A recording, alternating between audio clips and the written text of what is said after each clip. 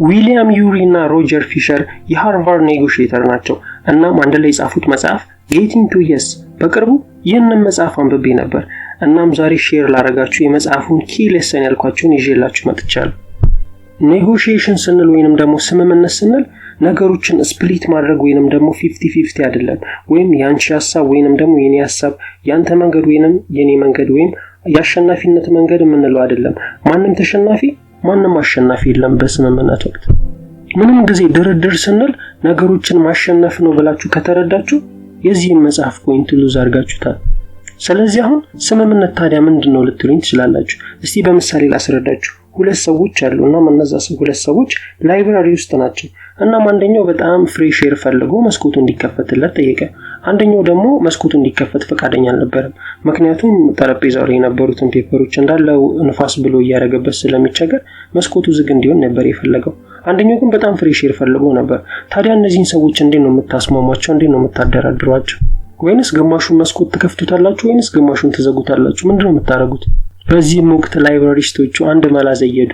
ሌላኛው ሩም ውስጥ ያለውን መስኮት መክፈት፣ ያኛው ፍሬሽ ኤር ያገኛል፣ አንደኛውም ደግሞ ወረቀቱን ንፋስ ብሎ ያረጋግበታል ማለት ነው። ይህ ነው ስምምነት ማለት፣ ሁለቱንም ሰዎች ደስተኛ የሚያረጋቸውን ሐሳብ መፍጠር ማለት ነው።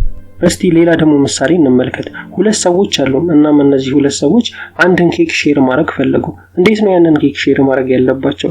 በኔጎሽዬሽን ህግ አንደኛው ኬኩን ይቆርሳል፣ አንደኛው ደግሞ የፈለገውን እንዲመርጥ ታረጉታላችሁ ማለት ነው። የሚገርመው ኔጎሽዬተሩ ይሄንን ስታደርጉ ትንሽ ሳይዝ ያላትን ኬክ ነው ለሚወስደው። የመጨረሻ አንድ ምሳሌ ብንመለከት ሁለት ልጆች አሏችሁ እንበል። እናም ሁለት ልጆቻችሁ ቤት ውስጥ አንድ ብርቱካን ያለው እንበል ለምሳሌ። እናም በዛ ብርቱካን ተጣሉ። ለኔ ነው የሚሆነው እያሉ። ስለዚህ እናንተ እንደወላጅ እንዴት ነው ያንን ብርቱካን ልታካፍሏቸው የምትችሉት? ያው እንደ አደራዳሪ አንድ ብርቱካን ያለው ሁለቱን ግማሽ ቦታ ከፍለነው ለሁለት እናካፍላቸዋለን ልትሉ ትችላላችሁ። እናም አንደኛው ልጃችሁ ብዙም ደስተኛ አልነበረም። ያንን ብርቱካን ግማሽ የሰጣችሁትን በልቶ ጣለው። ሁለተኛው ግን ሙሉውን ሳይበላ ጣለው። እናም ጠይቃችሁት ለምንድን ነው ይሄንን ያደረከው ስትሉት ያ ልጃችሁ አይኔ የፈለኩት ሙሉ ብርቱካኑን ነበር ብሎ መለሰላችሁ። አያችሁ አይደል ኔጎሽዬሽን ምን ማለት እንደሆነ? ልጆቻችሁ የፈለጉት ሙሉ ብርቱካኑን ነው፣ እናንተ ግን የሰጣችኋቸው ግማሹን ነው። ስለዚህ ያንን ምሳሌ ስንመለከት ኔጎሽዬሽን ማለት ልክ ናችሁ መፍትሄ ማግኘት ነው፣ ግን ሁለቱንም ወገኖች ደስተኛ የሚያደርግ መፍትሄ ማግኘት ማለት ነው። ስለዚህ አሁን ሁለቱንም ወገኖች እንዴት ነው ደስተኛ የሚያደርጋቸውን ሐሳብ መፍጠር የምንችለው? አሁን ቀጥዬ 4 ስቴፖችን አብረን እናያለን። ስቴፕ 1 ፎከስ ኦን ኢንተረስት ኖት ፖዚሽን። ቀደም የነገርኳችሁ ምሳሌ ተዛላችሁ የላይብራሪ ውስጥ ሁለት ሰዎች ያልተስማሙበት በፍሬሽ ኤር እና በወረቀተኝ ብሎ ያረግብኛል በሚለው። ይህ በድርድር ኮመን የሆነ ኔጎሽዬሽን ነው ይሏል መጽሐፍ። ብዙ ሰዎች የሚያተኩሩት ካሉበት ፖዚሽን አንፃር ነው፣ ለኔ ይመቸኛል አይመቸኝም የሚለው። ስለዚህ የዚህ መጽሐፍ የመጀመሪያው ስቴፕ የሚመክረን ከፖዚሽናችን ወደ ኢንተረስት ፎከስ እንድናደርግ ነው። ኢንተረስት ላይ ፎከስ ማድረግ በጣም ብዙ ቤኔፊቶች አሉት፣ ነገር ግን ለማድረግ እጅግ በጣም ከባድ ናቸው። ፖዚሽን ስንመለከት ደግሞ እጅግ በጣም ግልጽና ስፔሲፊክ ናቸው። ኢንተረስት የምንላቸው ሃይድ ናቸው፣ የተደበቁ ናቸው። ስለዚህ አሁን ይህንን የተደበቀውን ኢንተረስት ያለውን ፓርት እንዴት ነው በሌላኛው ወገን ሆናችሁ ማወቅ የምትችሉት? ቀላሉ መንገድ ምን እንደሆነ ታውቃላችሁ? ለምን ብላችሁ ጠይቋቸው። ለምንድን ነው ይሄንን ነገር እነሱ ይፈልጉት? ይሄንን ጊዜ እነሱንም ራሳችሁንም ስትጠይቁ በእነዛ ሰው ጫማ ውስጥ ሆናችሁ የነዛን ሰዎች ኢንተረስት ታውቃላችሁ ማለት ነው። ኦፕን ሆናችሁ ያንን ነገር ለምን እንደፈለጉት ጠይቋቸው። ሰዎች ምንም ጊዜ የሚረዳቸውን ይፈልጋሉ። እነዛን ሰዎች እንደተረዳቸዋቸው ከተረዱ እናንተን የማዳመጥ ፍላጎታቸውን በዛው ልክ ይጨምራል። እናንተም እንዲያዳምጧችሁ የምትፈልጉ ከሆነ በመጀመሪያ ክብራችሁንና ለነሱ ያላችሁን መልካምነት በደንብ አሳዩአቸው። ግልጽ ነው። በኔጎሽዬሽን ወይም በድርድር ሰዓት እናንተ የምትፈልጉት የእናንተ ኢንተረስት እንዲሰማላችሁ ነው። ሌላኛው ወገን የእናንተን ፖይንት በፍጹም ሊያውቅ አይችልም። የእናንተን ፍላጎት ማሰማት በፈለጋችሁ ሰዓት መጠቀም ያለባችሁን ኦፕሽኖችም እንዳትረሱ። ስቴፕ ነምበር 1 ምናልባት እነዛ ሰዎች ነገር ከኔ ጋር የሚስማሙ ከሆነ እንዲያደርጉልኝ የምፈልገው ነገር ምንድነው? ስቴፕ 2 ዩዝ ፌር ስታንዳርድስ። ምንም ያክል እንኳን የተደራዳሪያችሁን ወገን ብትረዱትም ምንም ጊዜ ኮንፍሊክት አለ። ምናልባት እናንተ በትንሽ ብር ልትከራዩ ትፈልጋችኋል፣ ያ ሰው ደግሞ ከፍ ያለ ገንዘብ ፈልጓል ለማከራየት። ስለዚህ በዚህ ሰዓት ኦብጀክቲቭ ክራይቴሪያ ምንላቸው ዲሳይድ ማድረግ ሊኖርባችሁ ይችላል። ለምሳሌ ቅድም የኬክ ኤግዛምፕል አንድ ኬክ ነው ያለው፣ ሁለት ሰዎች ናቸው ያሉት። ስለዚህ እነዚህን ሰዎች እንዴት ነው ሼር የምናደርጋቸው? አንደኛውን ኬኩን እንዲቆርስ ታደርጉታላችሁ፣ ሁለተኛው ወገን ደግሞ ከሁለቱ አንዱን እንዲመርጥ ታደርጉታላችሁ። ይህ ነው እንግዲህ ስታንዳርድ ፌር የሚባለው። ኦብጀክቲቭ ክራይቴሪያ ዶንት ዲፔንድ ኦን ፐርሰናል ኦፒኒየን ነው። ለዚህ ምሳሌ አድርገን የምንመለከታቸው ለምሳሌ ማርኬት ፕራይስ የኢትዮጵያ ማርኬት ታውቁታላችሁ። እንደገና ደግሞ ሌጋል ሪኳየርመንቶች አሉ፣ ኤክስፐርት ኦፒኒየን ኤክስፐርቶች አሉ። አሁን ማርኬቱ እንዲህ ነው የሚሉት እነዚህን አሁን በፍጹም ኔጎሺዬሽን ልናደርጋቸው የምንችላቸው ናቸው ማለት ነው። በድርድር ሰዓት ሰዎች ሽንፈትን አይፈልጉም ወይም የእናንተን ሐሳብ መቀበል አይፈልጉም። ስለዚህ ምን ማድረግ አለብን? በዚህ ሰዓት ሩል ወይንም ሬጉሌሽኑ ምን ይላል የሚለውን ነገር እኔ ብላችሁ ጠይቋቸው። በዚህ ሰዓት ከናንተ ኢንተረስት ወደ ህጉ ወደ ምን ይላል ወደሚለው shift ይሆናል አቴንሽናቸው ማለት ነው እነዛ ሰዎች። ስለዚህ በዚህ ሰዓት እናንተ አይደላችሁም ዲማንድ ያደርጋችሁት፣ ህጉ ነው ሩሉ ነው ዲማንድ ያደርገው ማለት ነው። ለምሳሌ እናንተ ቤታችሁን ልታሰሩ ኮንትራት ያዛችሁ እንበል። ስለዚህ ፋውንዴሽኑ ምን ያህል ጠንካራ መሆን እንዳለበት ታውቃላችሁ። እናም ኮንትራክተሩ ፋውንዴሽኑ 2 ፊት እንደሚሆን ነገራችሁ። እናንተ ደግሞ 5 ፊት እንዲሆን የፈለጋችሁት ፋውንዴሽኑ። እናም ኮንትራክተራችሁ ፋውንዴሽኑ 2 ፊት እንደሚሆን ነገራችሁ። እናንተ ግን የፈለጋችሁት 5 ፊት እንዲሆን ነው። ስለዚህ በፍጹም በዚህ ሰዓት ኮንፍሊክት አታርጉት። እናም በዚህ ሰዓት ምን ማድረግ ነው ያለባችሁ? አዎ አንተ እኮ ትክክል ነህ፣ 2 ፊት ምናልባት በቂ ነው። ነገር ግን ህጉን ተመልክተው ከሆነ መንግስት ያስቀመጠው እዚህ ቦታ ላይ እንድንሰራ የሚፈቅድልን እስከ 5 ፊት ነው። ምናልባት በአፈሩ ምክንያት ይሆን ወይንም ደግሞ ካለን የመሬት አቀማመጥ አንፃር ይሆን?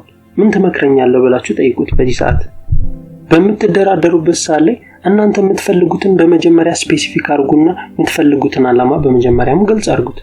ለምሳሌ ብንመለከት እኔ ከፍተኛ ክፍያ እንድከፍሉ ፈልጋለሁ፣ እናንተ ደግሞ ትንሽ መክፈል ነው የምትፈልጉት። ታዲያ እንዴት ነው የምንስማማው?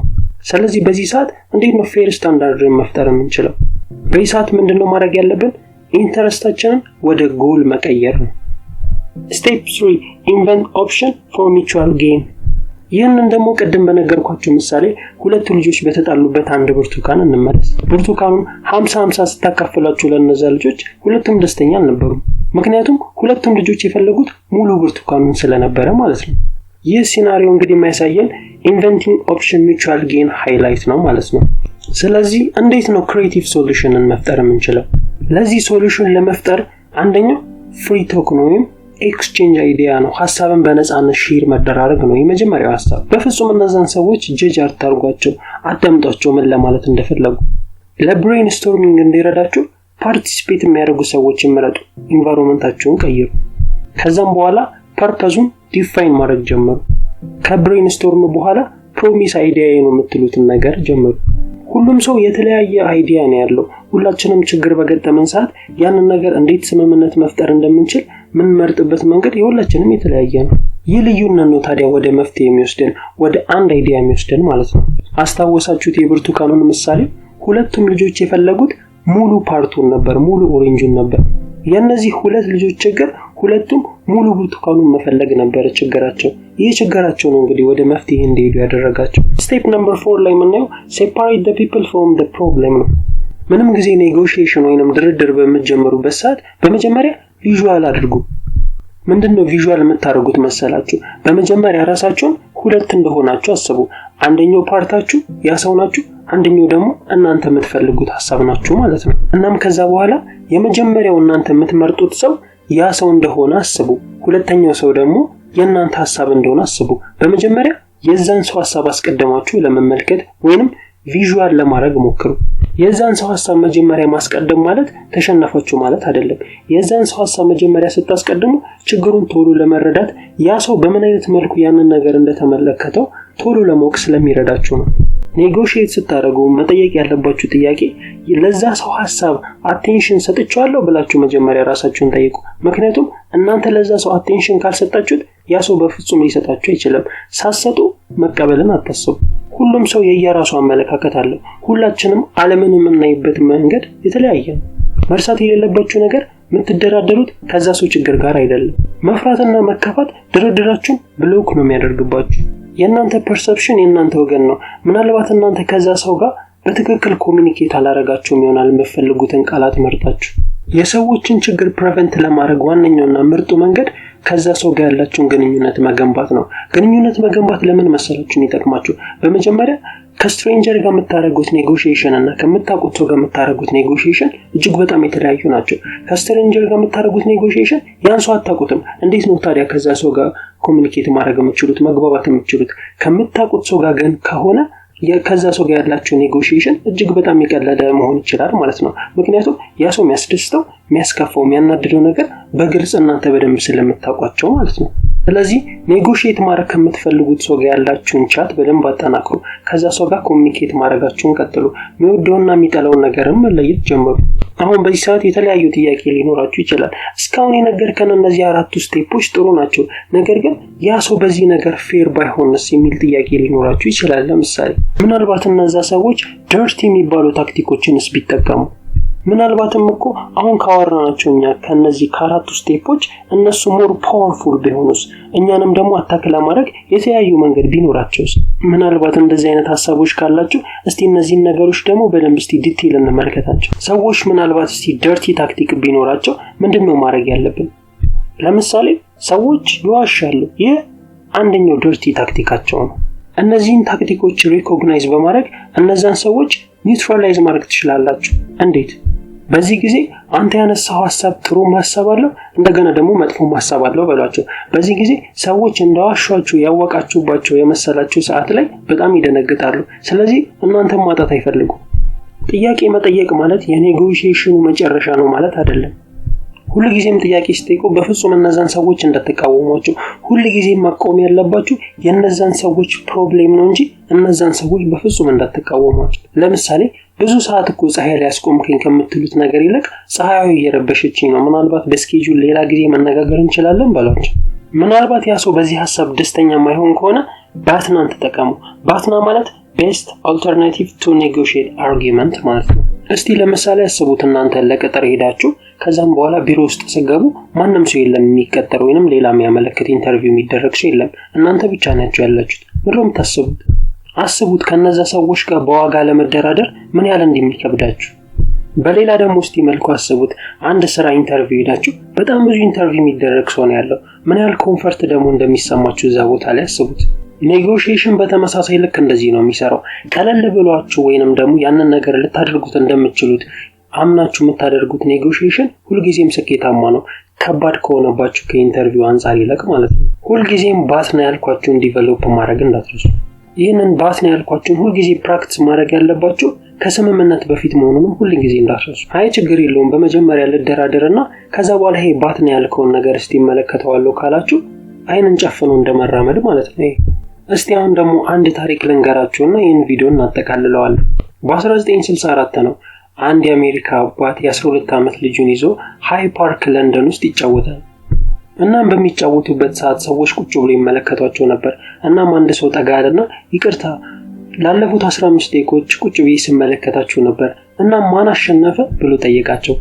መርሳት የሌለባችሁ ነገር በስምምነት ሰዓት ላይ ማን አሸነፈ ብሎ መጠየቅ ልክ እንደ ጋብቻን እንደመጠየቅ ነው። አላማችሁ ማሸነፍ ከሆነ ፖይንቱን ሉዝ አድርጋችሁታል ማለት ነው። ፖይንታችሁ ሊሆን የሚገባው working together finding solution satisfied both side interest ነው። ለዛሬ ያዘጋጀሁላችሁ ቪዲዮ ይሄንን ይመስል ነበር። I hope ትንሽም ብትሆን ስለ ኮሚኒኬሽን ስለ ኔጎሺዬሽን ፍንጭ እንዳገኛችሁበት አስባለሁ።